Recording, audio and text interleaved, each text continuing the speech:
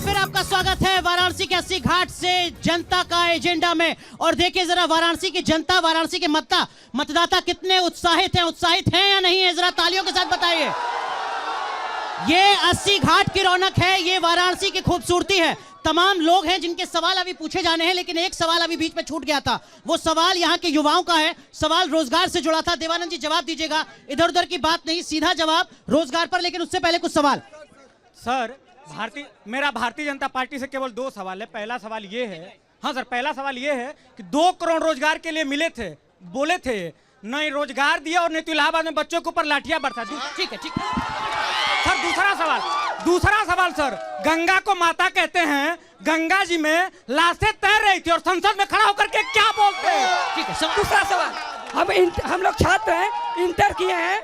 अगर इंटर करने के बाद माननीय बीजेपी के कार्यकर्ता है, जिससे मेरा स्पष्ट यही प्रश्न है कि इंटर के बाद अगर हम 12वीं के बाद इंटर किए हैं तो हमारा सर्टिफिकेट मान्य होगा या नहीं? ठीक है, आपने पूछ लिया। जिन्होंने नहीं पूछा भारतीय जनता पार्टी से हमको पूछना है कि शास्त्री वाला जो रिजल्ट का था उसको रद्द क्यों कर दिए? ठीक है, एक सवाल। सर मेरा कांग्रेस से सवाल है कि उनको टिकट क्यों नहीं मिला? ठीक है, रोशनी आपसे व्यक्तिगत सवाल है, लेकिन उसका जवाब आप बाद में दीजिएगा। लेकिन देवानंद जी देखिए, ये जो तमाम युवा हैं ये कह रहे हैं कि साहब हम रोजगार मांगते हैं तो हमें लाठियां मिलती हैं। क्या जवाब देंगे वाराणसी के इन युवा वोटर्स को? आप रोजगार क्यों नहीं दे पाए आप? देखिए, मैंने पहले ही कहा कि उत्तर प्रदेश में योगी जी ने 5 लाख रोजगार कम से कम 5 सालों में दिया है। वो कह रहे हैं झूठ बोल रहे हैं। अखिलेश यादव ने 2 लाख, आप ये डेटा देख लीजिएगा, हमारे मित्र भी हैं, 2 लाख नौकरियां 5 साल में मिली थी। रोजगार मिला क्या? स्टार्टअप रोजगार मिला क्या? हाँ, स्टार्टअप में और एमएसएमई में तमाम स्वरोजगार पैदा हुए। गांव रोजगार पैदा हुए।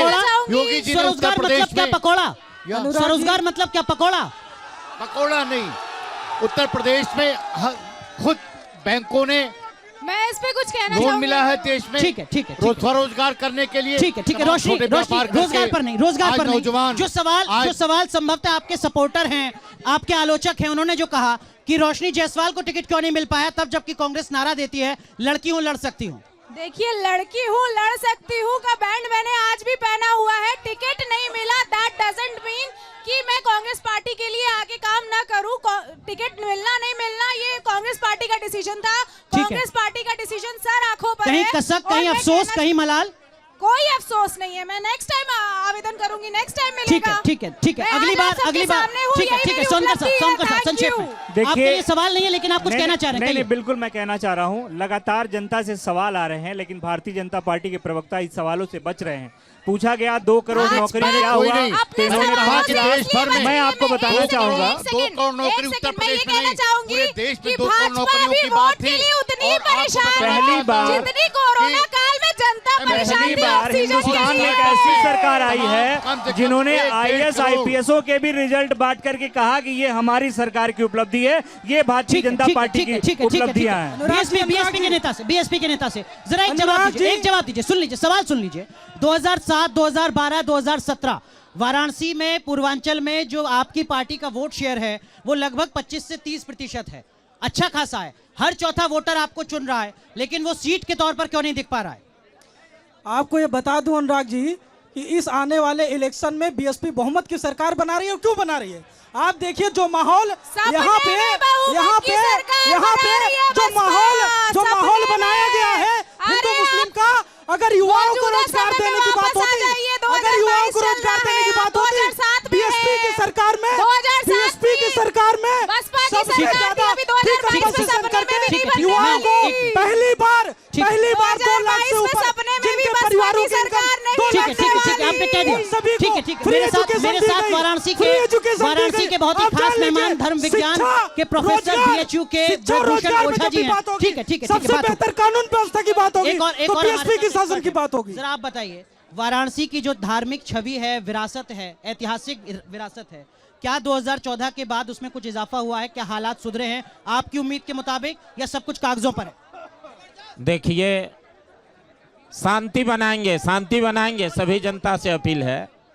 जो धार्मिक दृष्टि से देखा जाए तो वास्तव में विश्व पटल पर भारत का नाम, काशी का नाम रोशन हुआ है। वो था उसको और सुसज्जित कर दिया गया है। ये कोई नई बात नहीं है। दूसरी बात कि एक प्रधानमंत्री अपने हाथ से और संसदीय क्षेत्र होने के नाते या धार्मिक क्षेत्र होने के नाते बार बार यहाँ आकर के, और जो वास्तव में देखिए वो कमीने हैं, मैं ऐसे कह रहा हूँ जितना विकास बनारस में हुआ है भारत में कहीं नहीं। ठीक है नहीं माफ कीजिए, आपकी पार्टी के नेता, आपकी पार्टी के क्या बनारस बदल गया? क्या वाराणसी बदल गया?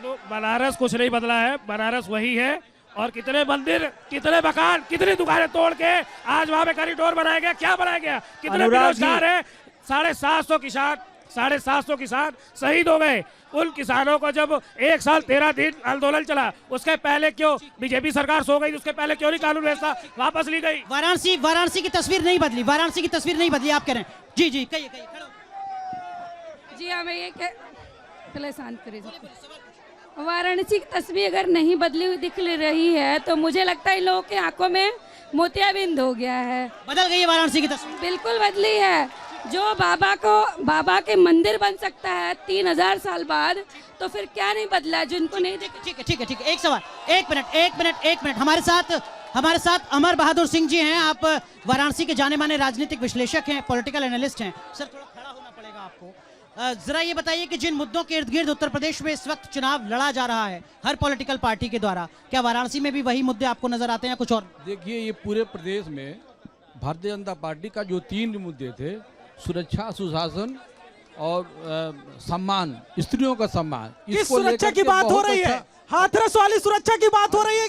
कहाँ की सुरक्षा की बात हो रही है? जनता को जवाब आपके शहर की शान है, एक बार सुन लीजिए। बिल्कुल बात होनी चाहिए। देखिए, ऐसे वार्ता नहीं होती है। हम अपनी बात कहते हैं जो है, ठीक है। ये नहीं बात कीजिए ना, किस तरीके की बात हो रही है? बाप को गोली मारी जा रही है, किसानों पे चढ़ा दिया जा रहा है ट्रैक्टर, युवाओं को कमरों में घुस के मारा जा रहा है। मुझे लगता है महिलाओं का सम्मान होना चाहिए। इस तरह की अशोभनीय बातें किसी के मुख से अच्छी नहीं है। लॉ एंड ऑर्डर डिबेट है। ठीक है, आप कुछ कह रहे हैं, बीजेपी के कार्यकर्ता हैं। ठीक, मैं कांग्रेस और समाजवादी पार्टी दोनों से केवल एक सवाल पूछता हूं। जो कांग्रेस अभी चन्नी ने बिहारियों और उत्तर प्रदेश की जनता का मजाक उड़ा रहा था कि हम लोग पंजाब में घुसने नहीं देंगे, सवाल है ये। और जो ये ममता बनर्जी बंगाल के चुनाव में बोली कि बिहारियों और यूपी वाले गुंडे यहाँ पे आके हुए कर रहे हैं, इन्हीं दोनों को प्रियंका गांधी हंस रही थी और यही अखिलेश यादव जी। ठीक है भैये और बिहार के। ठीक है, एक सवाल बोलिए आप। भैया, बस सभी लोगों से यही कहना चाहूंगा कि अगर बीजेपी की सरकार चली गई तो आप लोग को पछताना पड़ेगा। ठीक है, ये तो डरा रहे हैं। ये कह रहे हैं कि अगर योगी सरकार नहीं रही उत्तर प्रदेश में तो अस्तित्व पर सवाल है। देखिए, इनके लिहाज से ये भक्त हैं और भक्तों की बड़ी भाषा अजीब होती है, भक्तों पे नहीं जाएंगे। इनके लिहाज से बनारस को ये लोग स्वर्ग बना दिए और बनारस वालों को कोरोना में स्वर्गवासी बना दिए। इन भक्तों की बात पे मत जाइए। ये बनारस स्वर्ग बना या नहीं बना? 20,000 करोड़ रुपए खर्च हुए हैं यहाँ पर जब से भारतीय जनता पार्टी की केंद्र और राज्य में सरकार। 27,000 करोड़ देखिए देवानंद जी, कहाँ खर्च हुए? अनुराग जी, बाबा के मंदिर करोड़ में बताएंगे, बीजेपी के कार्यकर्ता बताएंगे कहाँ खर्च हुए। खड़े हुए जरा बताइए, 20,000 27,000 करोड़ कहाँ खर्च हुए? मैं इनसे ये पूछना चाहती 27,000 करोड़ बनारस में खर्च हुए, बीजेपी कहती है खर्च हुए क्या? जी हाँ, खर्च हुए, विकास में खर्च हुए। कॉरिडोर का काम देख ली, इसको बताने की जरूरत है, इसको दिख रहा है। आप कह रही हैं दिख रहा है। सर मैं पहले सर मैं IIT BHU का छात्र हूँ। मैं बीजेपी के प्रवक्ता से ये पूछना चाहता हूँ कि यूपी में कुल सरकारी और प्राइवेट मिला के 800 से ज़्यादा इंजीनियरिंग कॉलेज हैं और यूपी में 800 वैकेंसी भी इंजीनियर की नहीं निकली है। तो इसका दो मतलब हो सकता है कि या तो इंजीनियर की आवश्यकता नहीं है या तो आवश्यकता है और ये लोग निकाल नहीं रहे हैं वैकेंसी, और अगर आवश्यकता नहीं है तो क्यों न सब इंजीनियरिंग कॉलेज बंद कर दिया जाए। बिल्कुल वैलिड पॉइंट। सवाल भाषण सुनिए जनता का सवाल आ रहा है अनुराग जी, भाजपा के प्रवक्ता से कई सवाल यही है। आप गंगा के किनारे बैठे हैं, मोदी जी पहली बार आए तो बोले माँ गंगा ने बुलाया है। आप मुझे बस इतना बता दीजिए कि पानी की BOD और COD क्या है। शायद आपको पता भी नहीं होगा, लेकिन बता दूं गंगा की BOD और COD जब से सरकार में आए और भी खराब हो गई। ठीक है, वो एक्सपर्ट नहीं है, हर सवाल का जवाब। ठीक है, बोले अनुराग जी, खड़े तय कर लीजिए। ऐसे नहीं हो पाएगा, तय कीजिए बोलिए। ये कहते हैं भैया जी भाजपा तो पूछिए, जब 30 साल से भाजपा की यहाँ पे सांसद है, विधायक है, प्रधानमंत्री जी 8 साल से ये प्रधानमंत्री है। और ये देखिए मैं आपको दिखाता हूँ सीवर की समस्या, देखिए ये बनारस सीवर अभी भी है। ये देखिए मैं नगर आयुक्त जी को फोन करके करो, 1-2 महीने से परेशान है। ये जो है हनुमान मंदिर। ठीक है, हालात जस के तस हैं, हालात जस के तस हैं। बोलिए बोलिए बोलिए। मैं समाजवादी पार्टी से पूछना चाहता हूं, जब समाजवादी पार्टी का सरकार था तो लोग सड़कों पे धूल फाकते हुए चलते थे, और आज देखिए सड़कों पे लोग चैन से चल रहे हैं। ठीक है, 2-3 सवाल अलग अलग, जरा जवाब तलाशते हैं। देवानंद जी देखिए, वो IIT BHU का छात्र है, जरा आगे आइए। देवानंद IIT BHU जिसमें एडमिशन होना भी अपने आप में एक बहुत बड़ी चुनौती है और बहुत गर्व की बात है, लेकिन ये शख्स जो है, ये युवक है, ये परेशान है, ये पशुपेश में है कि जो ये पढ़ाई कर रहा है देश के प्रतिष्ठित संस्थान से, उसके बाद भी नौकरी मिलेगी या नहीं मिलेगी? देखिए बीजेपी 800 इंजीनियर की नौकरियां नहीं निकली, 800 कॉलेज मैं अपने छोटे भाई से कहना चाहता हूँ कि मैं काफी हिंदू विद्यालय छात्र संघ का अध्यक्ष था 93-94 में, और मैं आप सर वो अच्छी बात है, लेकिन सवाल रोजगार का है, सवाल रोजगार का है, इंजीनियर को नौकरी मिलेगी या नहीं मिलेगी? ये मुद्दे की बात नहीं करते हैं। और IIT BHU के लड़के जी, वो कभी बिना नौकरी के रह ही नहीं सकते। ठीक है, कैंपस इंटरव्यू होगा, ये है, ये भी सवाल पूछ लेगा।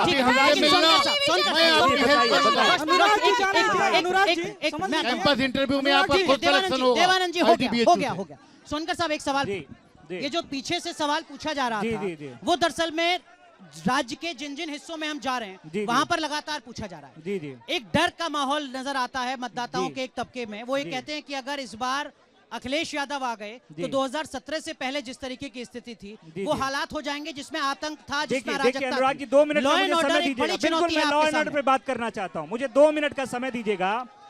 उसी लखनऊ की सड़क पर हजरतगंज चौराहे पे तिवारी की हत्या हो गई, उसी कानपुर में व्यापारी की हत्या हो गई, कानपुर, एटा, हाथरस और न जाने कितने जिलों में लगातार हत्याएं हुई हैं, और पूरे देश के सामने उत्तर प्रदेश शर्मसार हुआ है। मैं कह रहा हूँ डायल 100 अंतरराष्ट्रीय सुविधा, मेरी बात पूरी हो जाने दुनिया में पूरे देश में उत्तर प्रदेश से कानून व्यवस्था की चर्चा है। इतनी बड़ी बेहतर व्यवस्था आप 100 नंबर मिला देते, आपके घर पे पुलिस अगर पहुंच आप आते जाती, हैं तो उसको अराजकता खराब नहीं किसने होगी। किया? अगर आप आते हैं तो अराजकता नहीं होगी, अगर आप आते हैं तो आतंक नहीं होगा। बिल्कुल नहीं, हम और ये भरोसा दे रहे हैं आप लोग, यकीन है इनकी बात पर करेंगे, यकीन है इनकी बात पर। अनुराग जी,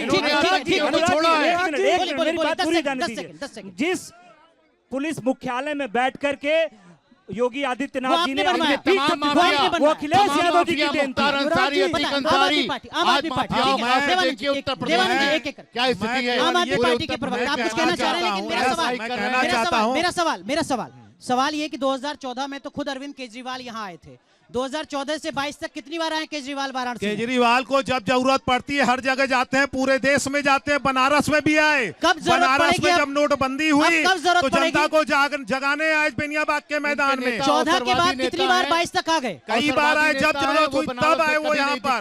2014 आ रहे हैं क्या केजरीवाल वाराणसी में जो 2014 में थे? नहीं, मूल बात देखिए जनता जवाब दे रही है। ठीक है, आप पर, आपकी पार्टी पर, आपके नेता पर कैसे लोग भरोसा करें सर? बनारस 2014 के बाद तो आपने मुड़कर नहीं देखा। बनारस का चुनाव है, मैं उस पर कुछ बनारस की भी बात करना चाहता हूँ। बताइए संक्षेप में। मोदी जी से कुछ बातें करना चाहता हूँ। बोलिए। मैं कहना चाहता हूँ कि मोदी जी ने कहा था कि मुझे गंगा माँ ने बुलाया है।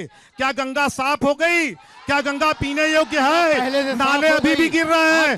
गंगा मंत्री कहाँ है जिसने कहा था कि गंगा साफ नहीं हुई तो मैं आत्महत्या कर लूंगी? गंगा मंत्री कहाँ है? इस्तीफा दे के चली गई। गंगा पीने योग्य है? गंगा आज सभी जानते हैं कि गंगा कितनी साफ हुई है पहले से। आप कुछ बोलना चाह रहे हैं? आपने बोल दिया।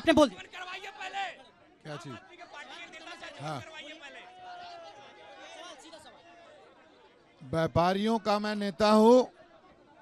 व्यापारी भले दुखी हैं, महंगाई से परेशान हैं, पर वो मोदी और योगी के लिए राष्ट्र के प्रति, हिंदुत्व के प्रति समर्पित हैं और उनको कोई भी हिला नहीं।